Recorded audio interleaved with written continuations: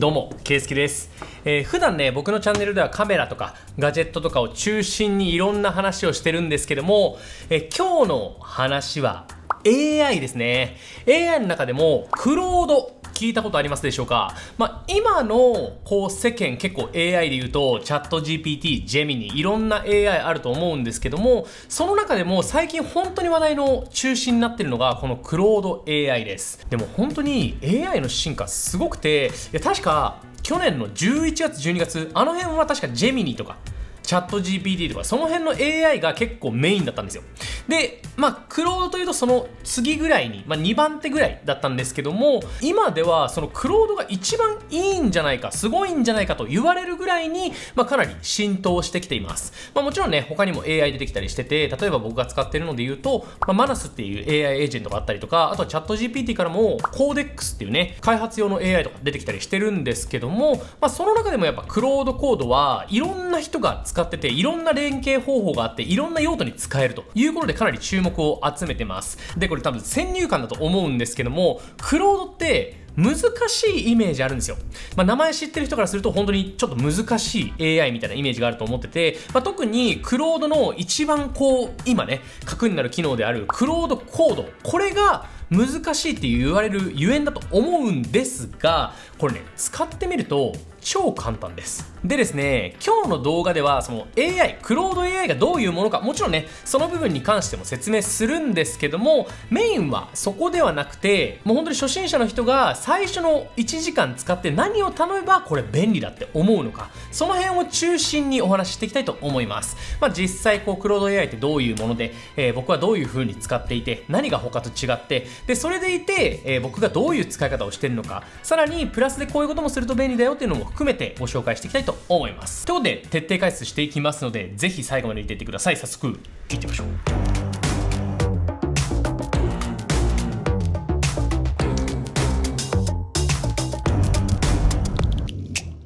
はい、ということで今日はクロードの話なんですけども、まずクロードって他の AI と何が違うのか、要は僕らが一般的に使っているチャット GPT やジェミニと何が大きく違うのかでいうと、これね、クロードが実行できる AI、ここが一番違うポイントなんですよ。今はね、チャット GPT のさっき言ったコーデックスっていうのでも実行というのができるようになってるんですけども、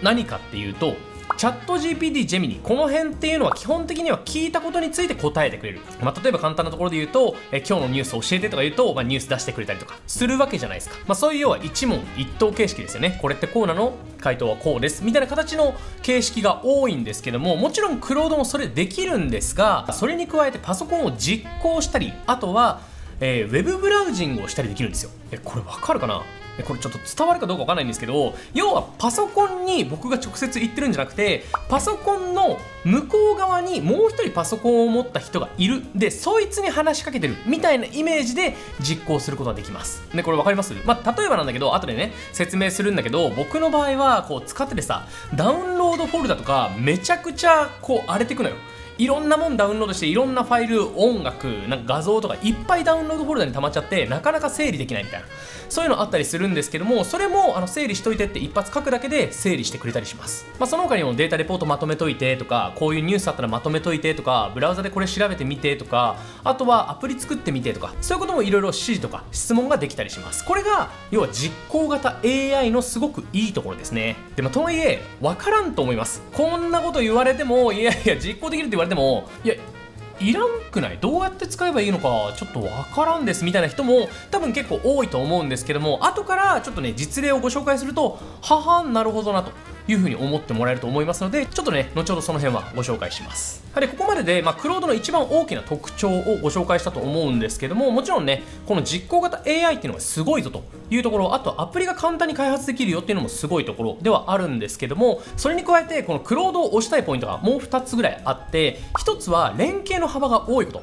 最近だと Adobe とかにもクロードが連携されたりしてて、それでクロードの AI を使って Adobe をいじれたりとか、そういうこともできます。ちょっとね、まだそこまで僕はね、しっかりいじれてないんですけども、Photoshop とか、あとは After Effects とか、そういう画像生成系のソフトとかにも AI が使えたりします。にプラスして、クロード知ってる人だったらそのクロードコードっていうものを知ってると思っていて、それでアプリケーションとか簡単に開発ができるよっていう話があったと思うんですけども、いかんせん課金額が低いと制限がすぐ来ちゃうというのがあったんですが、それもですね、なんとこの5月から変わりまして、もう本当にもう先週とかそのぐらいの話だと思うんですけども、制限がかなり緩和されたので、ちょっと課金額が少なめのプランでもかなり開発がしやすくなるというメリットがあったりします。そういう本当に追い風がめっちゃ吹いてるんですよね。クロードに対しての追い風が今すごいので、そういった意味でもこのクロードを覚えておくとかなり今後活用しやすいなというふうに思います。ちなみに僕はこのクロードのおかげで今課金している、細かいアプリケーション、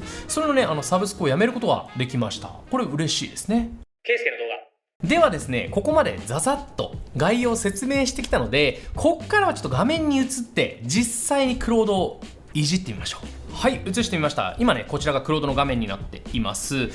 いろいろ僕は使ってるんですけども、クロードね、普通の AI と同じように、ここからね、いろんな質問をすることができます。でですね、大きな特徴として、この左上、チャット、コワーク、コード、この3つがあったりします。でですね、ぶっちゃけ、このコード、クロードコードだけしか覚えなくて大丈夫です。コワークとチャットはいらないです、別に。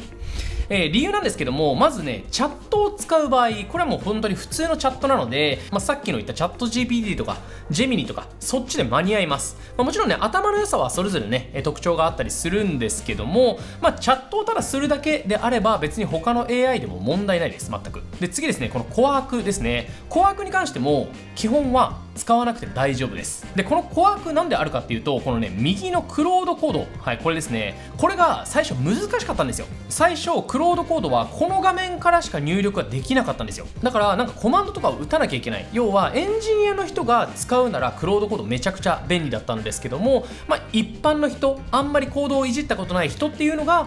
AI を使うにはちょっとハードルが高かったんですよね。で、それの橋渡しのために開発されたのがこのコワークってやつで、ここで普通に話しかけることで開発がしやすくなりましたよっていうのがありました。なんですが、ですね、今ね、このクロードコードでも全然自然言語でできるんですよ。要は普通の会話みたいな感じでちょっと開発してとか、こう間違ってないみたいなことを言うと開発してくれるんですよ。だから全然コワーク使う必要がほぼなくなりました。1個だけ言うなら、このね、リスパッチっていうのがあって、要はスマートフォンからコワークに依頼をするとか、今ね、スマートフォンからだとなんかクロードコードいじりづらい、いじれないのかな、いじりづらいのかちょっとね、僕はやったことないんですけども、いじれないので、このリスパッチを使うんであればクロードコワークっていうのは確かに活用できる幅あるんですけども、基本的にはクロードコードで全部事足りるし、これが一番高性能なのでこれでいいと思います。はい、ちょっと今編集してたんですが、編集の中でね、クロードコワークもう使わんでええよと、クロードコードだけでいいっていう結構極端な言い方をしてしまったんですけども、僕のちょっと勉強不足でして、その後調べながらちょっといろいろやりながら、クロードコワークの方が得意な部分もあるなという結論に至りました。意見としては変わってないです。クロードコードの方を僕はねメインで使っていこうとは思っているんですけども、クロードコワークに渡した方がいい作業もあるなと。で、その作業っていうのが主に2つあって、1個はリサーチです。で、もう1個が定期タスクというかスケジューリングされたタスク、この2つはクロードコワークの方がもしかしたら有利かなと思っています。で、その理由なんですけども、クロードコワークとクロードコードで大きな違いっていうのが1個あって、それがですね、実行環境ってやつですね。クロードコードっていうのはこの Mac の中で実行されるんですよ。に対してクロードコワークっていうのはその Mac とは切り離された場所、サンドボックスっていう場所で実行されるっていう違いがあるんですよね。なのでさっき言ったスケジューリングされたタスクの話で言うと、クロードコードの場合は Mac がちゃんと立ち上がってないと、クロードが立ち上がっていないと実行されないんですよね。なので結構僕は本当は朝9時にやってっていう風に指示してるんですけども、 Mac が立ち上がってなくて失敗するってことが多いです。に対してクロードコワークに関しては違う場所で実行されるので、ちゃんとその定期タスクっていうのが実行されるというものになっています。で、もう一個のリサーチの方に関してなんですけども、そもそもクロードコワーク自体に例えば PDF とか Excel とかそういうデータを出力する機能っていうのが備わってるんですよね。なので結構リサーチに関しては気の利いたことを言ってくれるっていうのがクロードコワークです。なので正直全体できることがどっちの方が多いかどっちの方が少ないかの話で言うと、おおむね一緒です。クロードコードもクロードコワークもできることほぼ一緒ではあるんですけども、そのリサーチと定期タスクに関してはクロードコワークの方がいいと。で、逆にじゃあクロードコードの方が何がいいかの話で言うと、クロードコードって言ったことちゃんとやってくれるんですよ。ちゃんとやり抜くパワーっていうのがあって、なんか自分でこっちで例えばアプリ作るとかもそうだし、なんか指示した時に失敗したらもう一回ちょっとこれで失敗したんで別の方法やってみますみたいな感じでいろいろやってくれるんですよ。そのちゃんと言ったことをやり抜く力っていうのがクロードコードすごく優れてるので、僕には結構合ってるんですよね。コワークの方にお願いすると、なんか吉名には確かにやってくれるんですけども、なんかもう少し調べてほしかったのにみたいなしこりが残ることもあるので、僕はクロードコードの方が合ってるは合ってるかなっていうふうに思っています。で、もう一つですね、クロードコードを使う理由っていうのがあって、それが僕オブシディアンっていう要はノートアプリみたいなものを使ってるんですよ。で、それを使って例えばクロードコードで失敗したこととかのそのログと再発防止策っていうのを書き込んでもらったりとか、あとは日々どんなチャットをしてるかっていうのを書き込んでもらってるんですよね。で、そういう風にしておくと、それをクロードコードがちゃんと参照して過去に起こした失敗を起こさないようにするとか、あとは僕が今まで相談したものっていうのをちゃんと覚えててくれたりとか、そういうのをするんですよ。もちろんね、メモリ機能っていうのが備わってはいるんですよ。クロード自体に備わってはいるんですけども、それじゃ足りない部分っていうのをしっかり補ってくれると。で、これコワークでも似たようなことはできるんですけども、やっぱね、毎回ちゃんと読んでくれないんですよね。なんか吉名にいい感じにピックアップするんですけども、今回読んでなかったっすみたいなことを言ってきたりするので、なんかちゃんと毎回読んでってしっかり言う場合、しっかりこれこなしてってちゃんと指示する場合はクロードコードの方がしっかりやってくれます。こういうね、大きな差があるので、ちゃんとやってほしいよって人はクロードコード、吉名にやってほしいよっていう人はクロードコワークの方がもしかしたら合ってるのかなという感じでした。ぜひ今の意見聞いて、自分に合ってるなっていう方を選んでいただければと思います。ちなみに後で定期タスクに関してクロードコードで作ってるんですけども、作ったものをちょっとコワークに移して運用はね、コワークの方にお願いしようかなと僕は思っているところです。ということで動画の続きどうぞ。なので左上のタブはもうクロードコードしか僕は使ってないです。でですね、まず次に見るところがここの下ですね。はい、ここモデルがたくさんあります。オーパスとかハイクとかソネットとかあるんですけども、簡単に言うと上から頭がいいみたいな感じで思ってくれれば別に大丈夫です。で、基本使うところとしてはオーパス 4.7 かソネット 4.6 っていうのが今のモデルになっているので、この2つのどっちか使う形になるんですけども、オーパスの方が頭がいい、その代わりクレジットの消費がちょっと激しい。で、ソネットの方が軽量で、ちょっと頭の良さ的にはオーパスに劣るみたいな感じになります。で、なんですが僕は今はね、ちょっと課金形態的には上のプランを課金してるんですが、1個下のね、月3000円のプランだったとしてもこのオーパスをずっと使ってました。で、さらにクロードの場合はですね、このモデルの上に工数っていうのも選ぶことができます。で、マックスにすると、一番工数高い形でやってくれたりするんですけども、超高いぐらいで僕はちょうどいいなっていうふうに思います。これが一番ちょうどよく、そこまで制限がすぐ来ることもなく、今ね、制限解放されたんで、っていう形で使えるモデルなのかなと思います。もちろんこれでもかなりアプリの開発をするとかそういうことをし始めるとちょっとね、制限が来たりするんですけども、その場合はちょっと仕事とかタスクに応じてちょっとこれは頭あんまいらないかもなっていうのはソネットに変えたりとか、工数を少し低くしたりとかして、調整するといいのかなというふうに思います。今回に関してはモデルはオーパス 4.7 で、工数に関しては超高いでやってみたいと思います。で、じゃあ早速使えるところをやってみたいと思うんですけども、まずはさっき言ったローカルフォルダの整理やってみたいと思います。ダウンロードフォルダちょっと見てほしいんですけども、こちら、はい、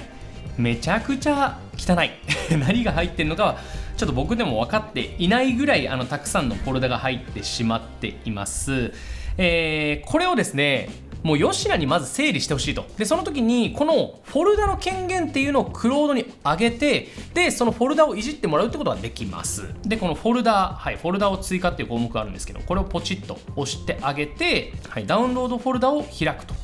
やってあげると、これでダウンロードフォルダの権限を与えることができます。でね、本来はこの下の部分が、編集を承認とかこういう形になってると思うんですけども、もう僕は自由にやっちゃっていいよってことで許可をバイパスっていうのにね、しちゃってはいるんですが、本来は編集を承認、許可を確認とかこういう形になってるので、これいじっていいですか、これやっていいですかっていうたびに許可のね、確認が出てくるんですけども、僕めんどくさいので許可をバイパスにしてます。この状態で例えばダウンロードフォルダを整理してほしい、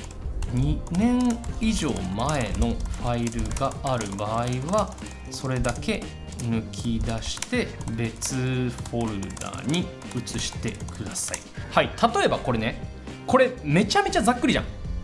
めちゃめちゃざっくりだけど、こんなんでもいけたりします。はい、ドン。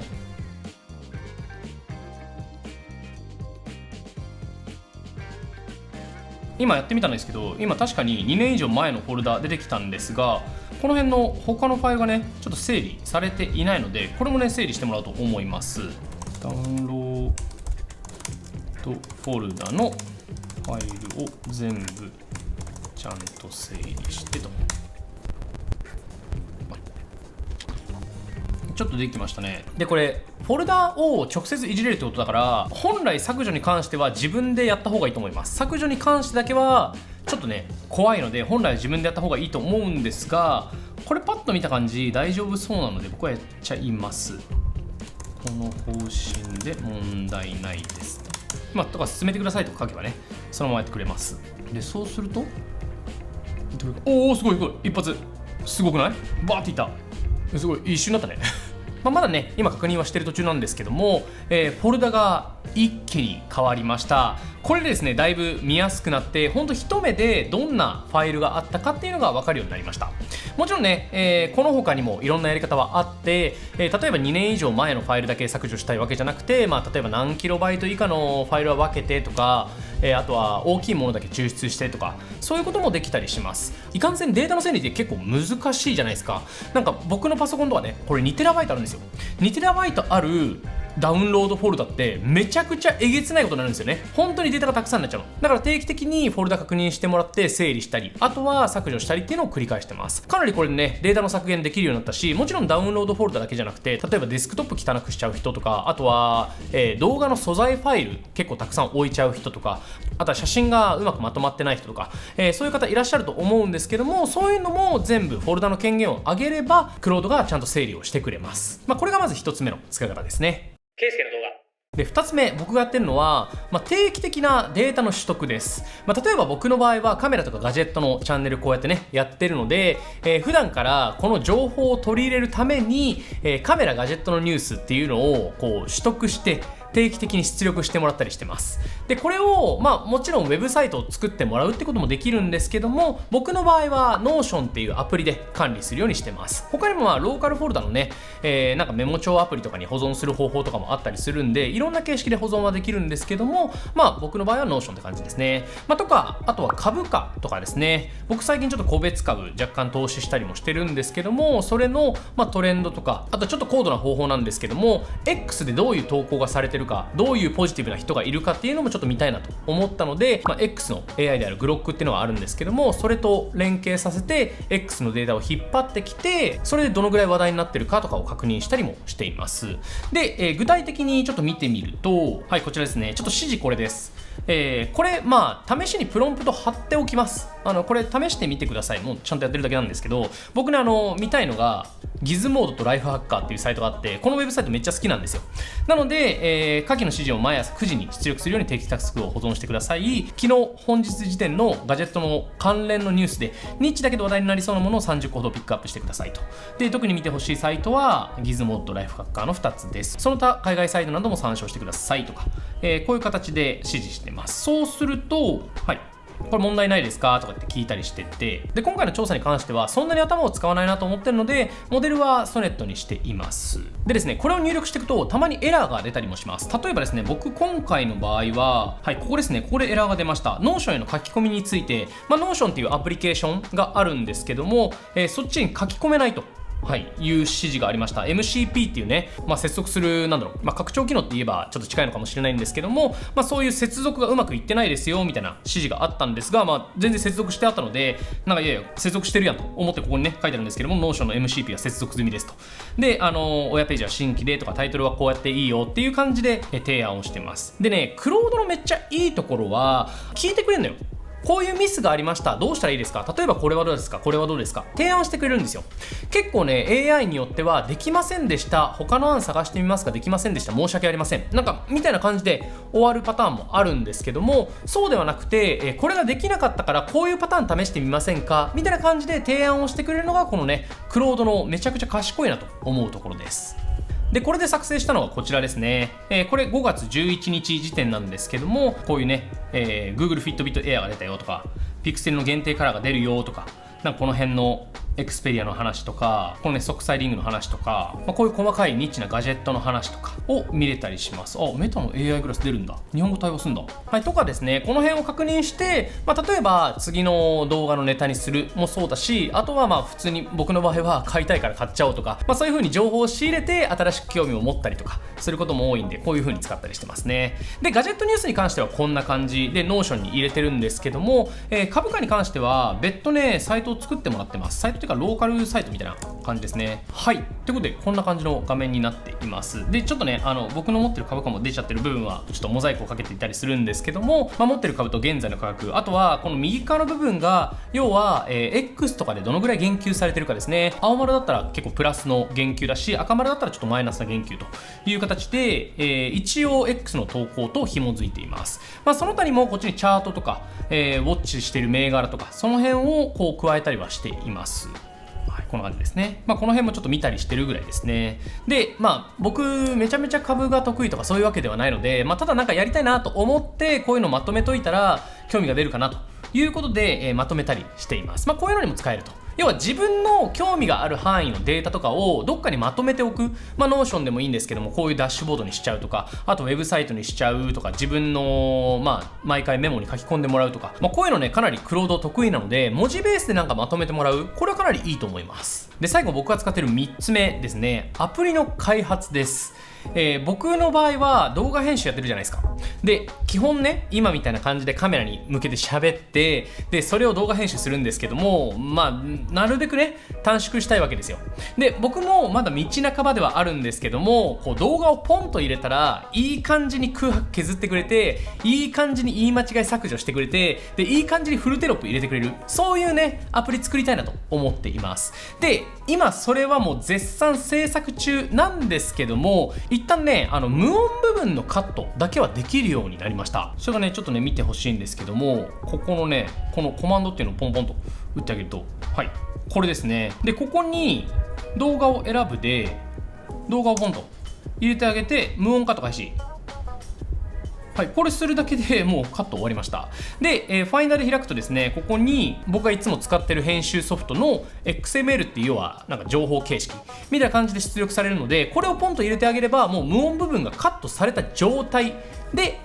動画編集をスタートすることができます。で、今まではこれをタイムボルトってアプリとかリカットっていうアプリがあって、そのアプリを使ったんですよ。月額課金して。なんですが、この月額課金なくなりました。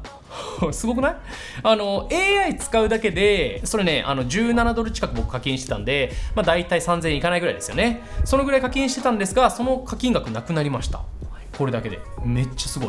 でね、これね、やったのも超簡単なんですよ。もう本当に一番最初の依頼見てみると、本当動画編集について効率化したいです。普段はチャンネルにアップされてる通り、こういう形で編集してますと。で、ソフトは Final Cut Pro を使ってます。自動化したいですっていう話をして、こういう提案が来るんですよ。今、ブリューっていうね、ソフトを使ってちょっとフルテロップ化してるので、目指すはこのブリューの代わりになるものが作れればなと思ってたりするわけなんですよね。なので、それで言うと動画を渡すだけで、無音部分カットしたりとか、言い間違いカットしたり、フルテロップ文字起こしして、B ロール作例部分の提案とかするようなアプリ作れないみたいな感じで進めていきました。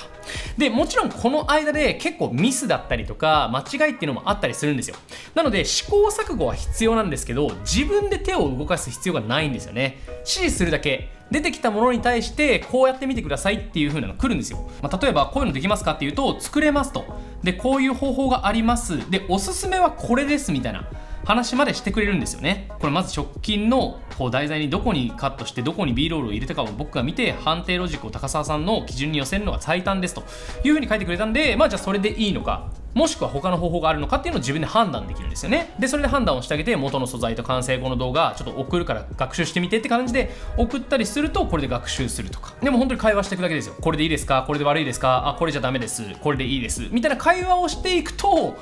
さっきのが出来上がりました。本当に簡単に。で、ちなみにですね、このソフトに関しては、最初ね、かなりなんか UI がチャッチかったんですよ。こうパッと見ダサみたいな UI だったんで、ちょっとね UI をスタイリッシュにしてってやったらこういう風に出てきました。もうそれも本当にスタイリッシュにしてだけ。それしか言ってないけど、そういうざっくりなお願いでも聞いてくれて、こうやって画面に出力してくれます。ケイスケの動画という感じでちょっとね、3つ事例簡単に紹介してみましたけど、めっちゃ簡単じゃない？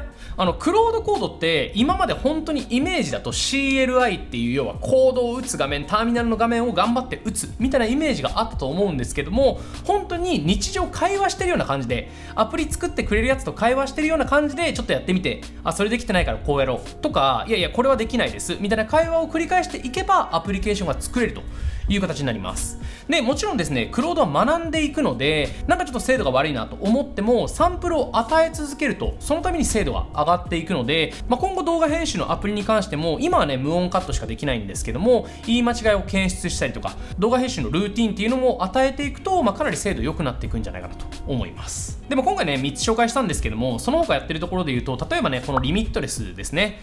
僕これで日常の会話録音してるんですけども、この録音したものっていうのをまとめて、Notion とかに出力しておいて、でさらになんか日常の会話から僕がどういう人なのかっていうのをクロードにインプットしたいので、これちゃんと読んでからクロードに回答してみたいな感じに言ったりとか、そういうこともしてます。あとは YouTube の解析とかもしてもらってはいるんですけども、ぶっちゃけ YouTube のデータ解析で言うと、データの解析とかインフォグラフィックス作るぐらいはもちろんクロードができるんですけども、